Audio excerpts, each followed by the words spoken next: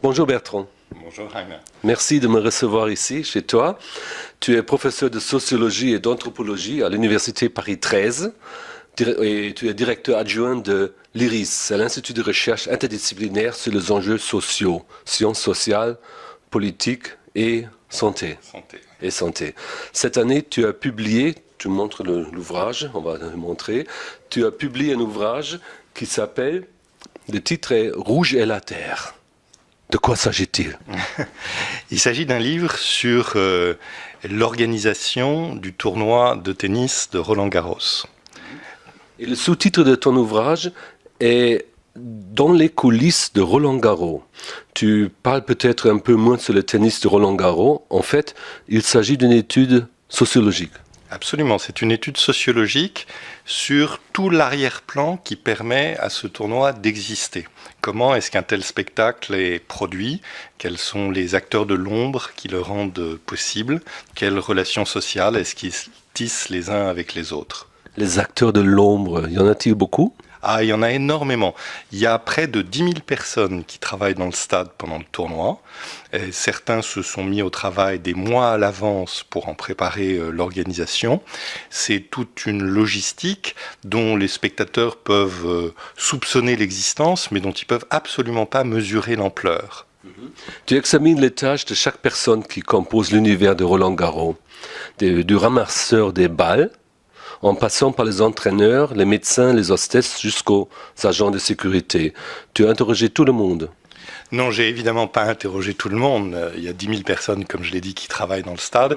J'ai fait à peu près 150 entretiens approfondis, du jardinier qui s'occupe des terrains jusqu'au directeur général de l'épreuve. J'ai enquêté pendant 2 ans. Je suis allé jusqu'à me laisser enfermer une nuit dans le stade pour voir qu'est-ce qui se passe pendant la nuit dans le stade pendant le tournoi. Donc j'ai fait une enquête qui se voulait assez approfondie, mais évidemment j'ai pas pu interroger tout le monde, j'ai simplement essayé d'avoir une vision globale du tournoi, de l'événement. Je voudrais aussi parler, comme tu es professeur, aussi de parler de ton approche théorique pour ce livre. Et tu mentionnes une fois le nom de Marcel Mauss. Alors tu reprends l'expression de Marcel Mauss en appelant Roland-Garros un fait social total. Qui est Marcel Mauss et d'où est tirée cette idée? Marcel Mauss était le neveu et l'un des principaux disciple de Émile Durkheim. Il est l'un des fondateurs de la sociologie et de l'anthropologie en France. Et effectivement, c'est lui qui a forgé l'expression fait social total qui s'applique très très bien au tournoi de Roland-Garros. Le tournoi de Roland-Garros, c'est un événement d'une ampleur considérable. Il y a 1,5 million de spectateurs qui se rendent chaque année dans le stade. C'est retransmis dans près de 180 pays à la télévision. Il y a des dizaines d'entreprises qui s'appuient sur ce tournoi pour mener des opérations de relations publiques. Et c'est donc beaucoup plus qu'un simple événement sportif. C'est un fait social total, en ce sens que c'est un fait social qui a des ramifications à la fois politiques, économiques, technologiques, esthétiques, etc. Et c'est dans toutes ces dimensions que j'ai voulu appréhender le tournoi. C'est aussi le départ de ton étude, comme Sartre a voulu tout savoir sur Gustave Flaubert, par exemple. Et comment as-tu conçu l'idée d'écrire cette étude?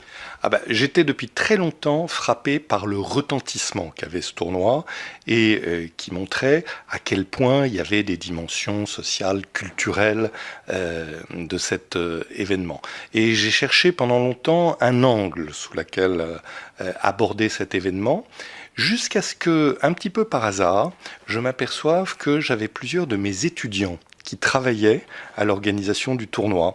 L'un d'entre eux travaillait comme gardien à l'entrée, déchirait les billets. Un autre travaille pour le site internet, un autre travaille la nuit, s'occupe du nettoyage du stade. Et en parlant avec eux, puis ensuite en faisant une enquête plus approfondie, je me suis rendu compte de la diversité des métiers, des compétences, des savoir-faire autres que joueurs de tennis qui sont impliqués par la production d'un événement comme celui-là. Et j'ai décidé d'axer mon étude sur ce que nous autres sociologues appelons la division du travail social, qui est en arrière-plan de cet événement. C'est-à-dire le fait qu'un tel événement ne peut avoir lieu que si une multitude d'acteurs occupent des tâches très spécialisées, mais en même temps travaillent ensemble de façon à produire l'événement. Ça me plaît beaucoup, produire l'événement. Le résultat de ton ouvrage est une analyse sociologique, mais aussi, je dirais, un roman sur Roland-Garros, dont, je cite, « L'heure la plus délicieuse se situe au petit matin, alors que le temple de la terre battue n'a pas encore ouvert ses portes au public, écris-tu. » Tu voulais aussi que cette étude soit bien écrite ? Et il fallait trouver une façon d'écrire qui, d'une part, reflète la beauté du lieu et la beauté de l'événement. C'est un endroit qui est magnifique, c'est un endroit qui est splendide, avec par exemple des jeux de couleurs extraordinaires, parce que la terre battue, comme tu le sais, a cette couleur ocre, rouge, il y a des bâches vertes, les lignes blanches, les balles jaunes, donc il y a toute une atmosphère qui est vraiment très belle. Et c'est une mise en scène, n'est-ce pas ? C'est une mise en scène, bien entendu, c'est pour ça qu'on peut parler de spectacle. Et par ailleurs, je voulais aussi trouver une écriture qui parviennent à rendre compte de l'enthousiasme que suscite l'événement, à la fois pour les spectateurs et pour les gens qui travaillent à la production de cet événement. C'est une des choses qui m'a le plus frappé, c'est à quel point les gens peuvent s'investir dans la préparation de cet événement. Il y a pas mal des gens qui travaillent pendant le tournoi là-bas, qui sont en fait des salariés à l'extérieur et qui prennent leurs vacances pendant le tournoi, de façon à pouvoir venir travailler au tournoi. Par exemple, le responsable des vestiaires des hommes est un professeur de karaté qui, tous les ans, ferme son club de karaté pour pouvoir venir travailler à Roland-Garros. Le French Open fait partie du Grand Slam. D'où vient cette expression ? Alors, c'est une expression qui vient du bridge, et qui désigne les 4 tournois les plus prestigieux qui existent dans le monde. Le premier, c'est l'Open d'Australie qui a lieu au mois de janvier. Ensuite, il y a Roland-Garros à Paris qui a lieu en mai-juin. Puis Wimbledon qui a lieu début juillet. Et enfin, l'Open des États-Unis, l'US Open, qui a lieu au mois d'août. Et l'expression a été forgée, si je me souviens bien, dans les années 30 par un journaliste, alors qu'un joueur australien qui s'appelait Jack Crawford avait gagné les 3 premiers tournois. Et ce journaliste a forgé l'expression Grand Slam autour de l'hypothèse qu'il puisse aussi gagner le 4e. Malheureusement pour lui, ce Jack Crawford n'a pas gagné le 4e. Très peu de joueurs ou de joueuses ont réussi à le faire au cours de leur carrière. Si je ne me trompe pas d'ailleurs, la dernière joueuse à l'avoir fait, c'est une Allemande, c'est Steffi Graf, qui l'avait fait en 1988. Et encore une fois, combien de métiers y a-t-il à Roland-Garros ? Les joueurs et le public seuls ne peuvent rien faire. Quand on pense à Roland-Garros, qu'est-ce qu'on visualise ? On visualise Rafael Nadal et Roger Federer en train de s'affronter sur le court central.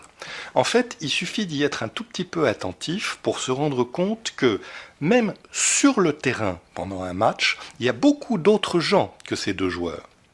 Il y a des ramasseurs de balles, un arbitre, des juges de ligne, parfois il y a un kinésithérapeute qui va venir pour faire une intervention. Tous ces gens sont d'ailleurs remplacés au fil du match, ne serait-ce que pendant un match, il y a au moins une 30aine de personnes qui pénètrent sur le court en plus des joueurs. Et autour du terrain, il y a tout un tas d'autres professions, des photographes, des superviseurs, des évaluateurs, etc.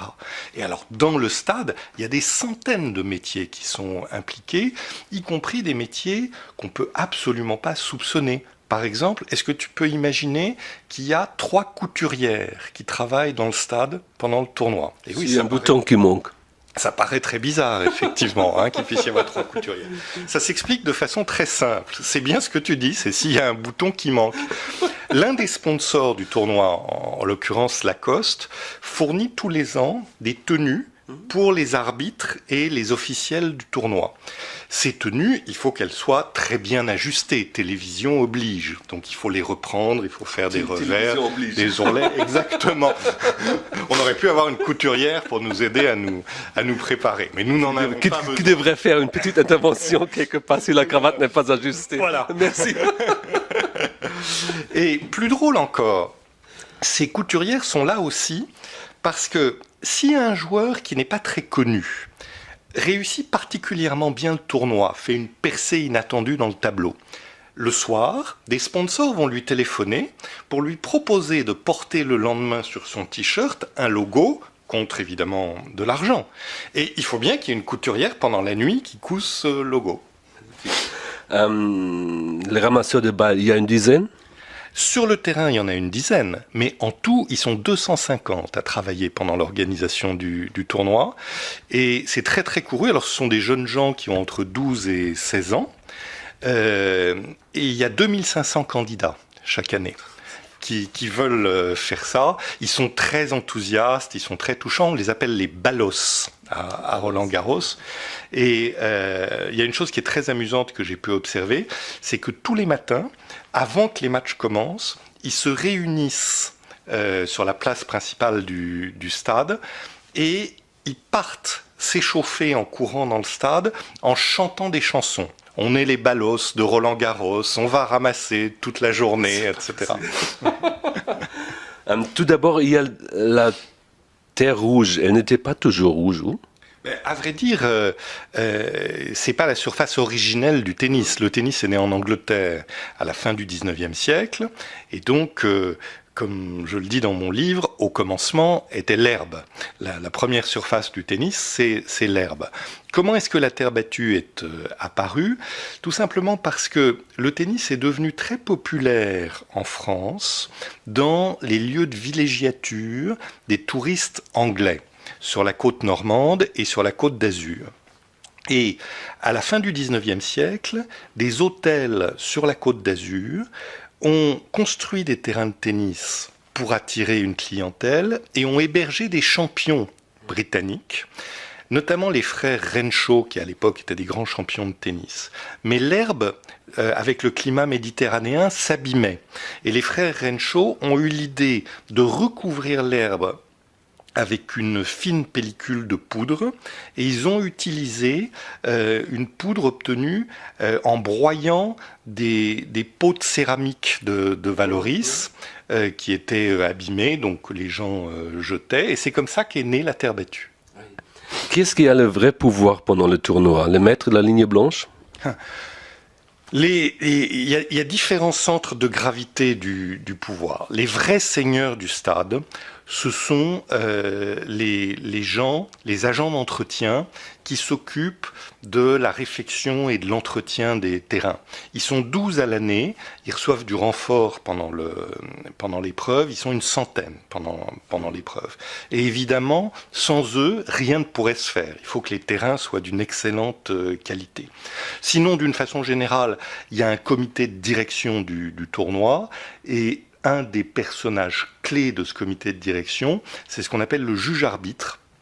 Le juge-arbitre, qui est un Suédois pour le tournoi de Roland-Garros, assisté par un Français, c'est celui qui est responsable de la bonne application des règlements de la Fédération internationale de tennis. C'est lui, par exemple, qui va mettre des amendes si les joueurs se comportent mal, s'ils crient des obscénités sur le terrain ou des choses comme ça.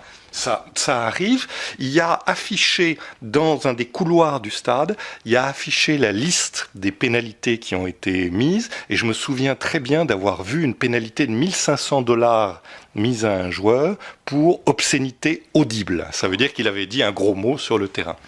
Et par ailleurs, le juge-arbitre, c'est aussi celui qui s'occupe de la programmation des matchs. C'est-à-dire que c'est lui qui décide dans quel ordre les matchs vont avoir lieu, sur quel terrain, à quelle heure, etc.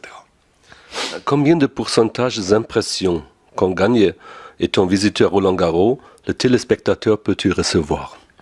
Alors, c'est difficile à dire, parce qu'effectivement, si on n'est pas dans le stade, il y a tout un tas d'impressions, par exemple olfactives, qu'on n'a pas. Parce que le tournoi a lieu au printemps, et ça fait partie au moment des premiers beaux jours, et ça fait partie de son charme, d'ailleurs. Il fait beau. Les couleurs et la lumière, n'est-ce pas? La lumière, les odeurs, les marronniers, les jolies femmes, tout un tas de choses qui sont très très plaisantes à Roland-Garros.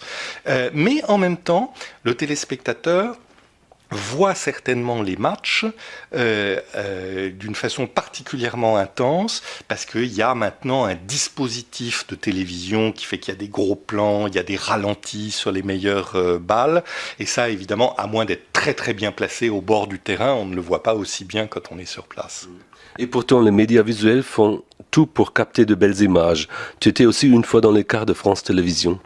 Il faut imaginer que le dispositif de France Télévisions, c'est 700 personnes là-bas. Il y a 700 personnes qui travaillent pour France Télévisions. Ils retransmettent, ils ont un quart pour chacun des 7 terrains principaux. Dans chaque quart, il y a une dizaine de personnes qui travaillent. Par exemple, dans chaque quart, donc pour chaque terrain, il y a 3 personnes qui s'occupent uniquement de préparer et de fournir, s'il y en a besoin, les ralentis, les images de ralentis. C'est-à-dire qu'il y a des gens qui enregistrent les balles, et si jamais le réalisateur dit, après une balle particulièrement spectaculaire, qu'il veut un ralenti, il y a des personnes qui s'occupent, parce qu'il y a beaucoup de caméras évidemment pour chaque cours, il y a des personnes qui s'occupent immédiatement avec l'informatique de préparer le ralenti, ça se fait en 2 secondes, 3 personnes par terrain uniquement pour les ralentis. Magnifique. La presse écrite, la radio et la TV, qui, je l'ai mis en italique ce mot, qui raconte le mieux Roland Garros? Chacun a sa spécificité.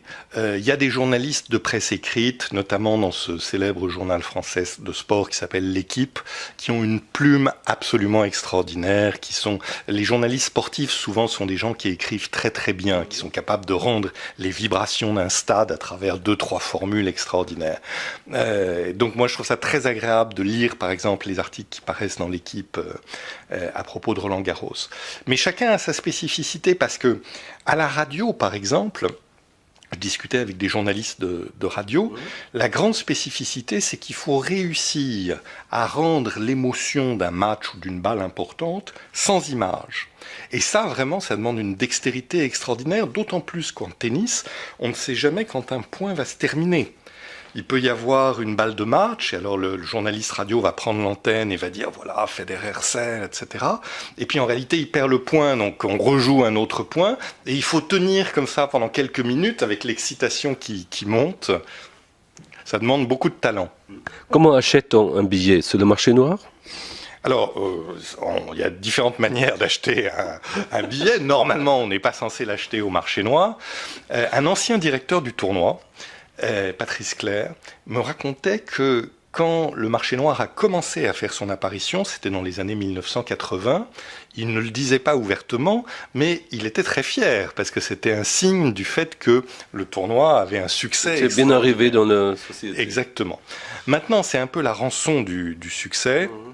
Il y a un vrai marché noir qui s'est développé autour de Roland Garros, avec des tarifs absolument astronomiques. Il y a des billets pour la finale qui se négocient jusqu'à 1 000 € au marché noir. Et c'est d'ailleurs très risqué d'acheter un billet au marché noir, parce qu'il y a beaucoup de faux billets qui circulent, et on peut payer beaucoup d'argent et finalement ne pas pouvoir rentrer dans le stade.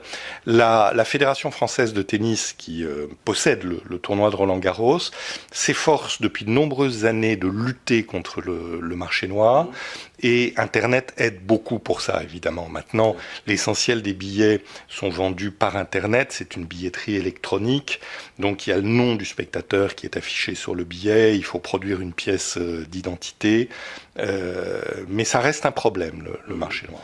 Roland Garros a développé une économie à lui seul, n'est-ce pas?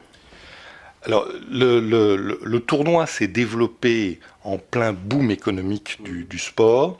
Le chiffre d'affaires de Roland Garros est passé de 300 000 € en 1980 à 160 millions d'euros aujourd'hui. Et le tournoi dégage une marge bénéficiaire nette d'environ 70 millions d'euros. Sur 15 jours, il n'y a pas beaucoup d'entreprises qui peuvent dégager 70 millions d'euros de bénéfices sur 15 jours. Donc c'est une vraie machine à cash, mais avec un modèle économique très particulier. Parce que cet argent qui est généré par le tournoi ne va pas enrichir des actionnaires. C'est pas comme le Tour de France. Le Tour de France est la propriété d'une entreprise privée, et ça enrichit donc les actionnaires de cette entreprise, et ça profite très peu à la Fédération française de cyclisme. En revanche, le tournoi de Roland-Garros, c'est une marque qui est la propriété de la Fédération française de tennis. La Fédération française de tennis, c'est une association à but non lucratif qui est censée favoriser le développement du tennis sous toutes ses formes en France. Pas seulement le haut niveau, aussi le tennis loisir des petits joueurs comme toi et moi, et la vie des petits clubs. Et c'est le succès du tournoi de Roland-Garros qui permet à la fédération de remplir ses missions dans de bonnes conditions. C'est grâce au succès de Roland-Garros que le tennis, à la base, se porte aussi bien en France. Il y a 1,1 million de licenciés en France, près de 3 millions de joueurs, et c'est la raison pour laquelle on a d'ailleurs en France beaucoup de champions de tennis. Ça fait longtemps qu'il n'y a pas un Français qui a gagné Roland-Garros, mais on a beaucoup de joueurs dans les 100 premiers joueurs mondiaux. Alors qu'en Angleterre, par exemple, Wimbledon, le tournoi de Wimbledon, est la propriété d'un club privé. Donc il y a très peu d'argent lié au succès de Wimbledon qui revient à la Fédération anglaise de tennis. Et le résultat, c'est qu'à l'échelon local, le tennis est beaucoup moins développé en Angleterre qu'en France. J'ai bien compris qu'une seule visite à Roland-Garros ne suffit pas. Ces villages attribuent tout de suite un virus à ces visiteurs. Ils reviennent toujours. Il y a donc une passion pour Roland-Garros qu'on ne perd plus, n'est-ce pas ? Mais je crois d'ailleurs qu'un des charmes des grands événements sportifs pour les gens qui sont des amateurs de sport, c'est l'aspect cyclique de ces événements. Roland-Garros, c'est un tournoi qui revient chaque année, qui revient en plus chaque année au moment des beaux jours, qui annonce l'été, les vacances, etc. Pour beaucoup de gens, le fait d'aller à Roland-Garros, c'est une revanche sur les examens. Quand j'étais jeune, le tournoi de Roland-Garros tombait toujours au moment des examens. Je pouvais même pas le regarder à la télévision. Et il y a un plaisir ensuite d'y retourner chaque année, d'y retrouver des amis. Les gens qui y travaillent ont plaisir à s'y retrouver.